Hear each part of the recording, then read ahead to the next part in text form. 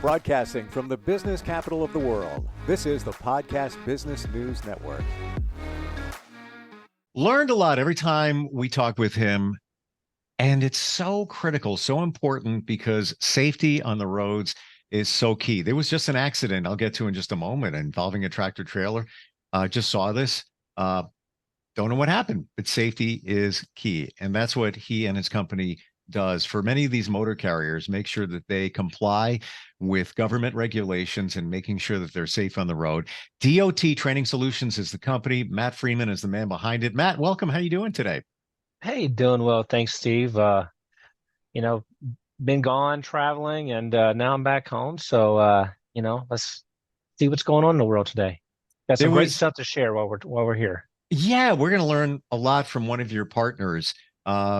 I'm just going to jump in here because I saved it on a bookmark and because of what we talk about. And it was a tractor trailer that had an accident.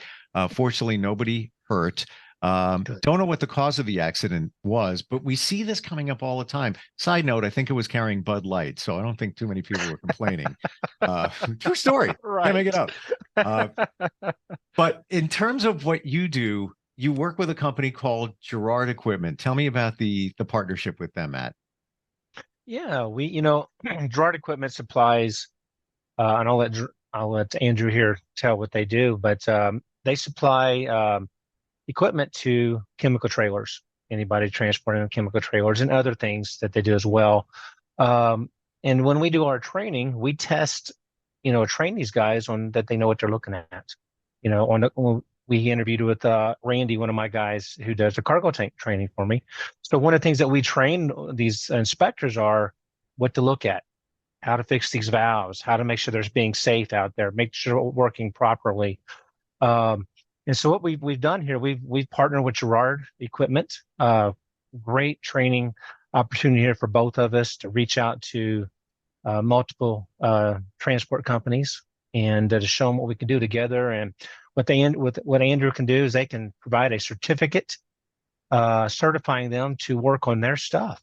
So whereas we do something as a certificate of completion that satisfies the government for training, Andrew's actually giving them something that says, hey, I've been certified to work on this valve or this piece of equipment. So that they offer. So that's a big thing for us. It's kind of a double up when someone comes to our classes. They're getting, two certificates out of it and something else put on the wall, and they can go back and say, hey, I've been certified to do this. So it's a win-win.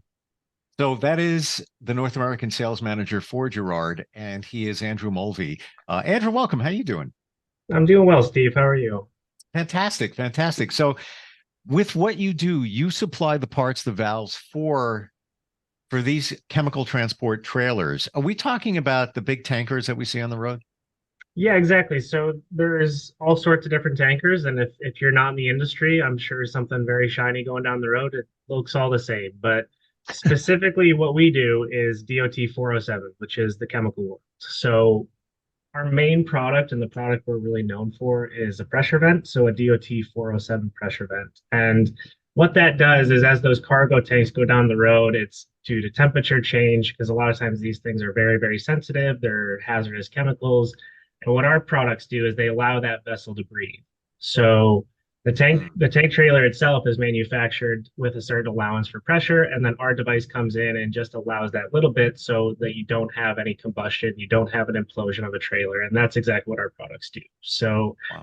it's a very sensitive, it's a very sensitive industry to be involved in because obviously there's very dangerous chemicals, and we've been in business for 70 years, and we're happy to report there's never been a fatality due to one of our products, and safety is our number one priority. I want to dig deeper into the product. And I know this is like maybe a cheesy example, but I had a can of seltzer water in my car 2 days ago. It wasn't even warm out. I think it was like 65 degrees. Came out to my car, the top popped off, like literally just went like this. And then I had seltzer in my cup holders and everything. Fortunately, it's just water, so I don't have to worry about it. But I'm looking at something like that on not even a warm day. I've never seen that happen before. Like it's like literally the top popped off the whole thing.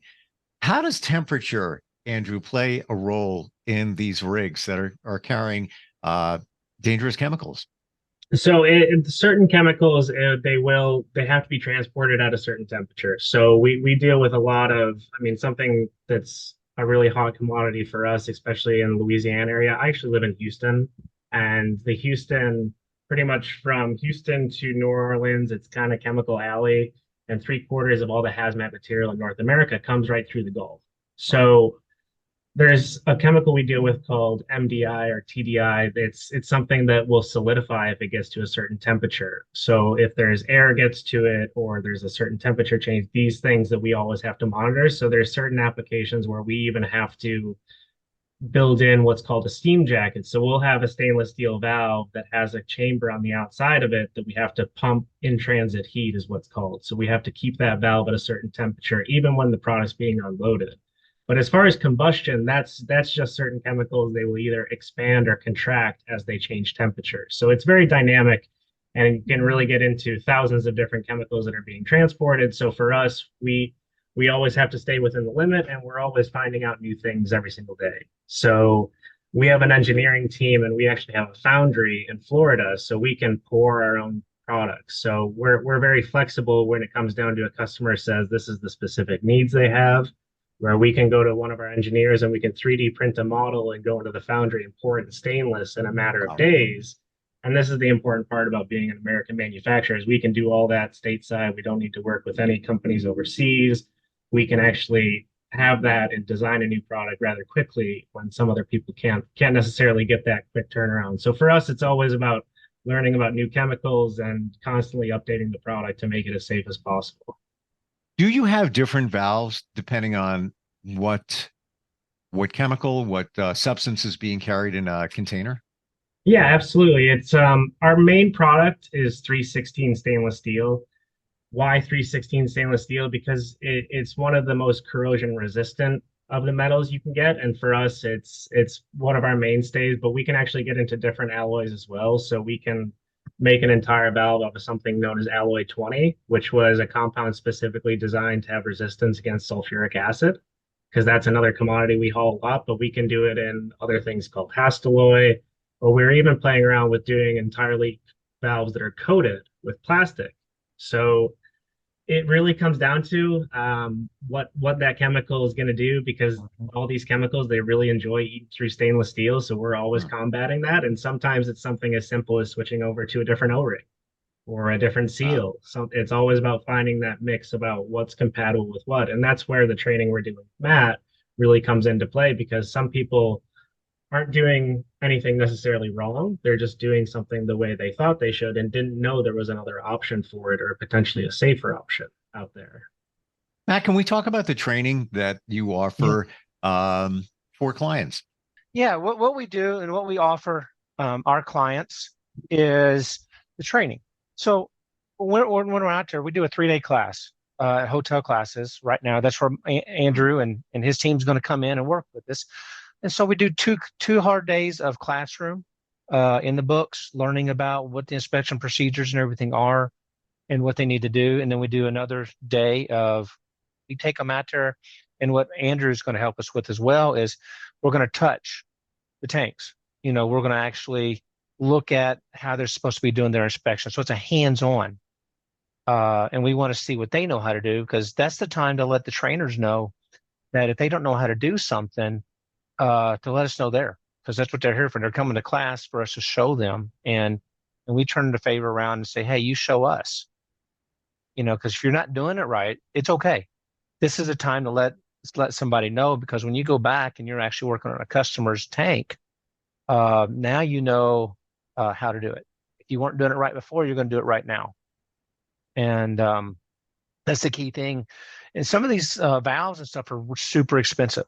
These aren't cheap valves. We're probably looking at what, $600, $700, $800, maybe $1,000 a valve, depending on what we're looking at. So to save money, one of the things Andrew's showing these guys when you get certified is how to fix these things. You're not just pulling it off and throwing it away. Now he's showing you how, hey, it may need a seal. It may need something pretty simple. Instead of sending it off and waiting several weeks to get it back, we can do it right there. Or they can do it right there. So that's the kind of training. That training also, it's called Cargo Tank Register Inspector training. And we will take this training to all of our customers. About 90% of what we do is in our customer facilities. About 10% of it is we do about around six or so hotel classes a year where we bring in all of the industry. So we work with different companies. And then the rest of the time is working with specific customers who call in for requests to do training or consulting on a normal basis. And that's where we'll bring in Andrew to assist us on any of those trips, especially folks who are working in the chemical world. And that's going to be a big benefit to showing them what we're doing together. Andrew, on average, let's say it's a tanker transporting propane.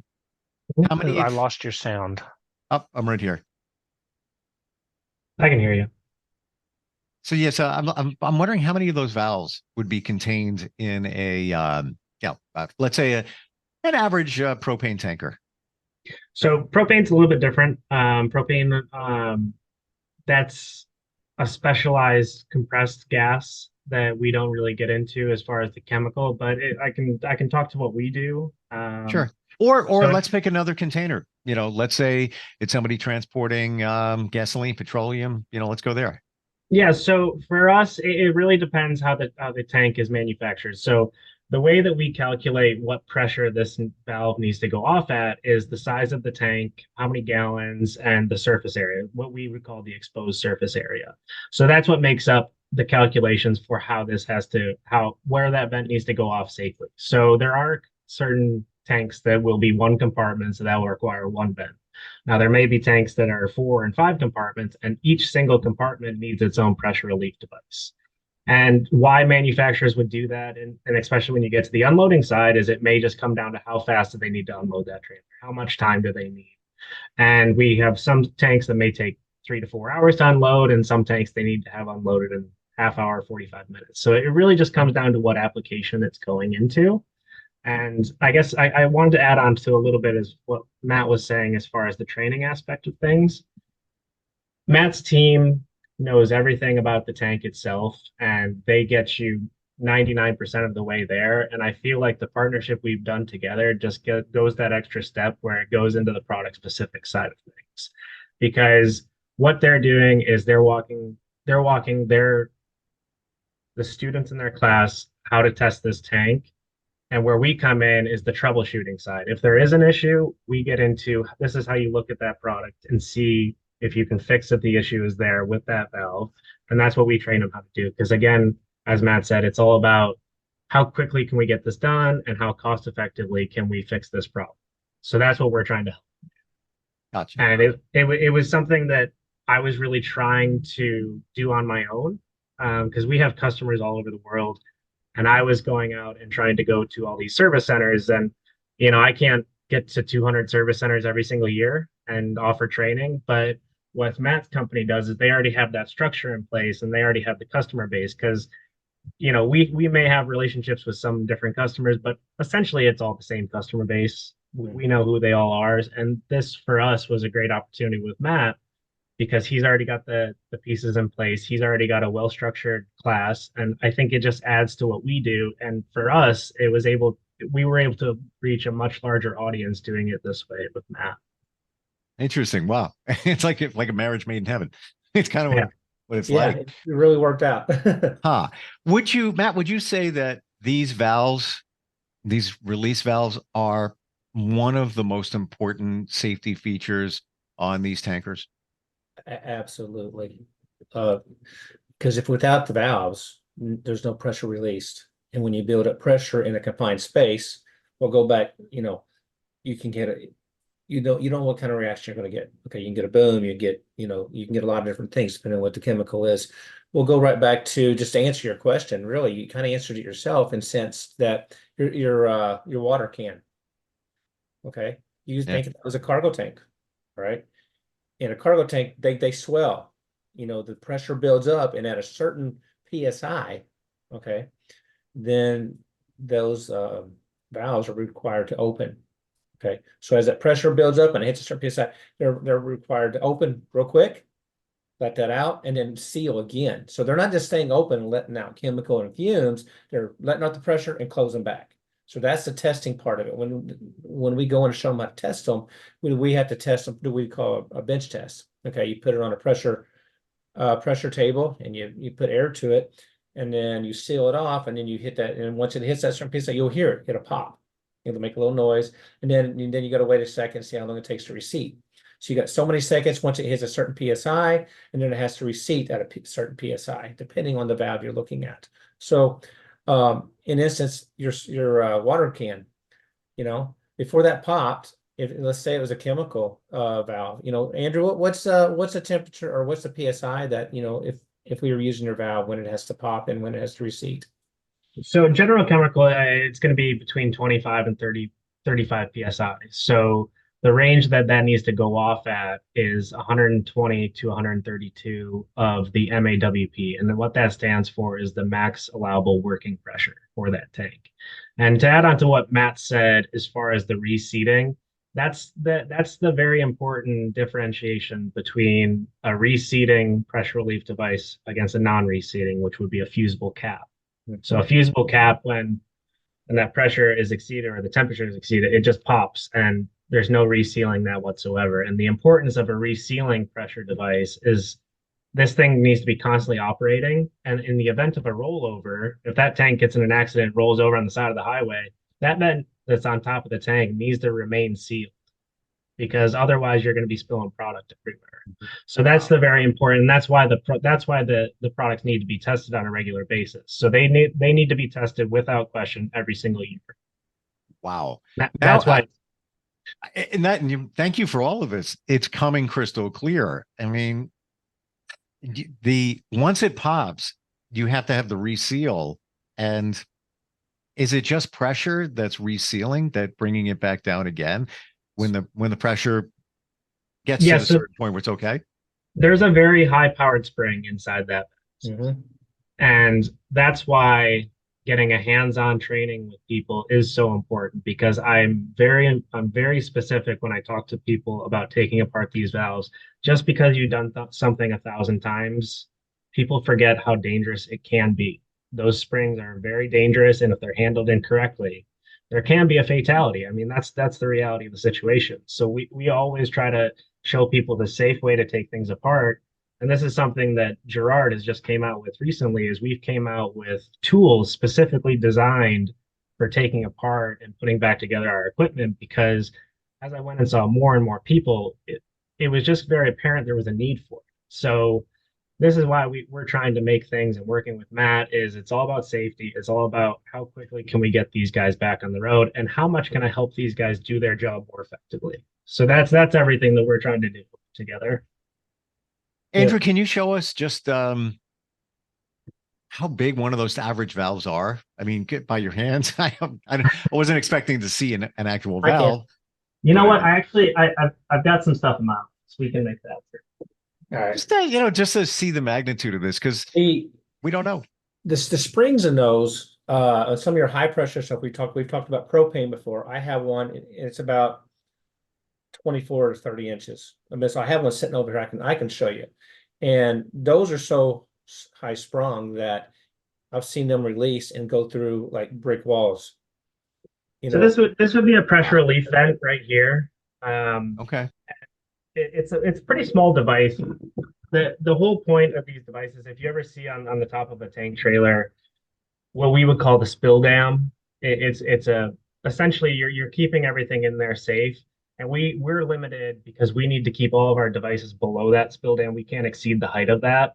But this is an example. This would be one of our springs that's inside of one of these valves. So it's a pretty substantial spring. They're all made out of 316 stainless.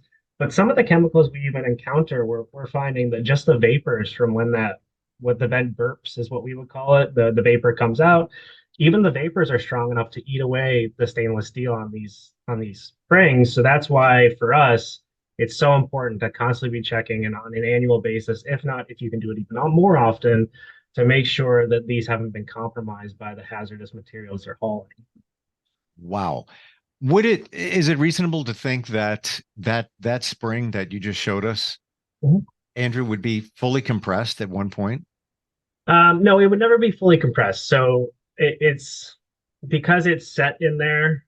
in the vent, what we do is when we tighten down the upper housing of the vent, it's tensioned so that it's going to be set right at that pressure. I mean, it would really never be compressed all the way.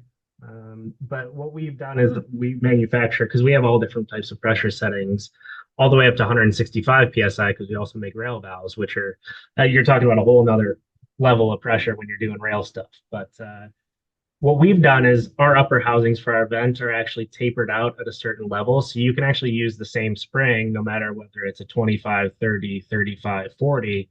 It's actually the same spring, but all you need to do for a different style vent is just change the upper housing. So for us, it's a little bit versatile where we can have distributors or service centers around the country keep a small number of parts, but be able to fix a multitude of different vents that may come in because there's all sorts of different variations. It really comes down to manufacturer, carrier, what their preference is. Some people like a flange, some people like threaded. It really just comes down to whatever the tank is manufactured for. But essentially, they're all serving the exact same purpose.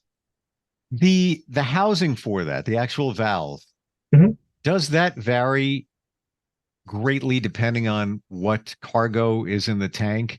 And are there settings on it where you can, adjust it for, okay, we got petroleum, we've got different substance here. Is it essentially all of them the same, or there's all different valves, radically different?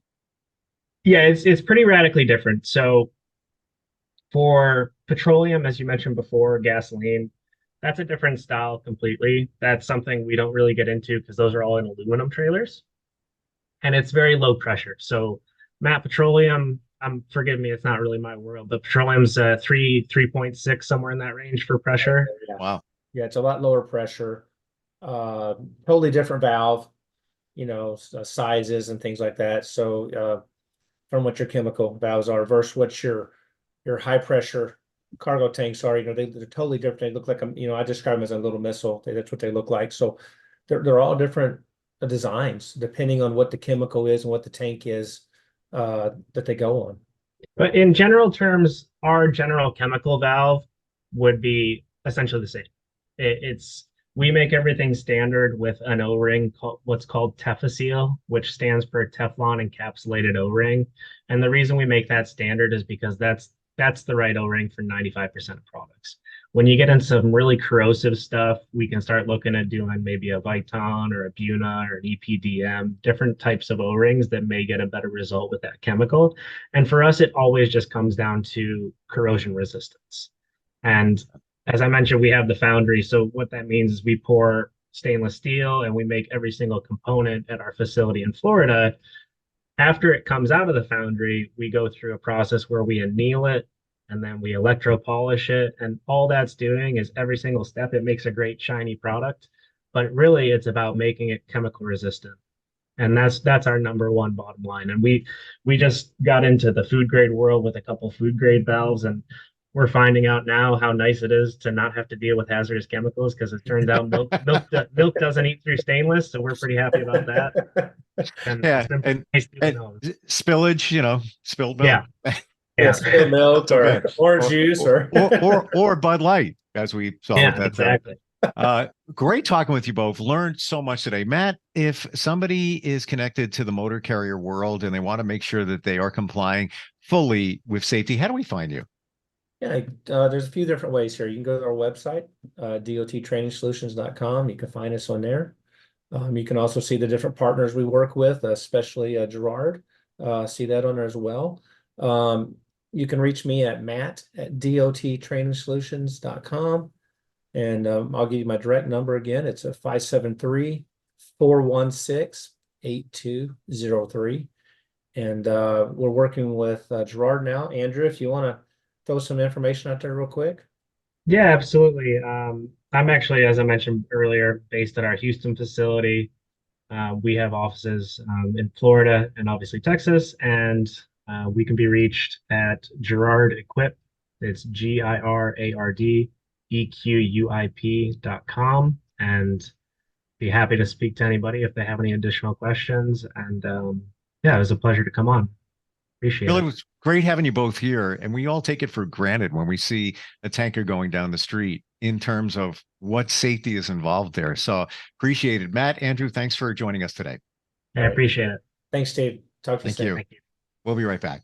Are you looking for even more of the podcasts and hosts that you love? The Podcast Business News Network is proud to announce that you now have even more ways to listen live. Check out the MyTuner Radio, online radio box, and Simple Radio apps on iOS and Android, or find us online. Search for Business News Network on mytuner-radio.com, or search Podcast Business News Network on streama.com and onlineradiobox.com/US. Take your podcast on the go and don't miss a minute of the action.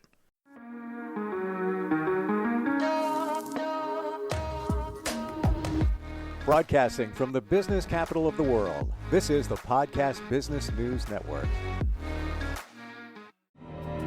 For nearly 2,000 severely injured veterans, everyday life has become filled with barriers. Day-to-day simple tasks can become pretty daunting. I have to carry my chair up 2 flights of steps or have somebody do it for me. What scares me the most is just the falling. When I'm struggling with my house, I think, to have that one great barrier just knocked down, I mean, it's crucial. Home for Our Troops is a wonderful nonprofit that builds a mortgage-free, fully adaptive, handicap-accessible house. And there's no catch. It'll be our very first home that we've ever owned. This is a game changer. This is where your life begins again. We need you to join us in completing this important mission. Please visit hfotusa.org and help build homes and rebuild lives. Because of you, everything's going to be okay.